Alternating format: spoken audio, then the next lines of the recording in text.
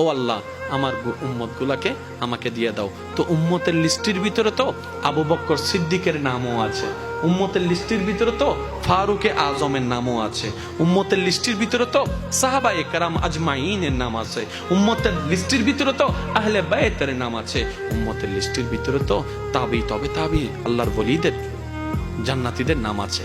এবার আল্লাহ পাক বলবে, আপনি যে বললেন রব্বি হাবলি উম্মতি, উম্মতকে দেওয়ার জন্য আপনি কে আবু বক্করের কথা বলছেন? নবী বলে যে না, আমার আবু বক্করকে নিয়ে চিন্তা নাই, আমার ফারুককে নিয়ে চিন্তা নাই, আমার ওসমানকে নিয়ে চিন্তা নাই, আমার আলীকে নিয়ে চিন্তা নাই। ও আল্লাহ, আমার উম্মতের ভিতরে যারা জাহান্নামের অধিবাসী হবে ওই উম্মতগুলোকে আমাকে দিয়ে দাও। আল্লাহ বিচারক হয়ে বিচারক করবেন, জাহান্নামীকে জাহান্নামে দিয়ে দিবেন। আহকামুল হাকিমের দায়িত্ব শেষ। এবার নবীকে আল্লাহ সিজদায় যাওয়ার অনুমতি দিয়ে সুপারিশ করাবেন। নবীর সুপারিশ কবুল করতে করতে নবীর উম্মতকে, আল্লাহর বান্দাদেরকে জাহান্নামী থেকে জান্নাতি করে দিবেন। জগৎ জিজ্ঞেস করবে, মওলা জাহান্নামী আবার জান্নাতি হয় কেমনে?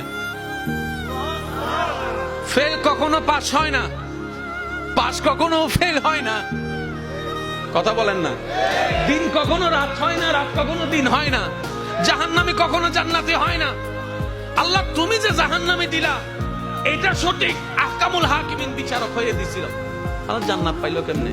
কই তোরা কি পড়স নাই সূরা ফাতিহা 3 নম্বর লাইন, মালিক ইয়াউমিদ্দিন, আমি মালিকও, আমি বিচারকও, আমি মালিকও।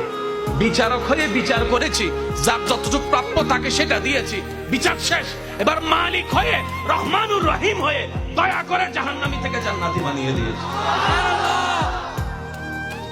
আল্লাহ আমাদেরকে সে নিয়ামত অর্জন করার তৌফিক দান।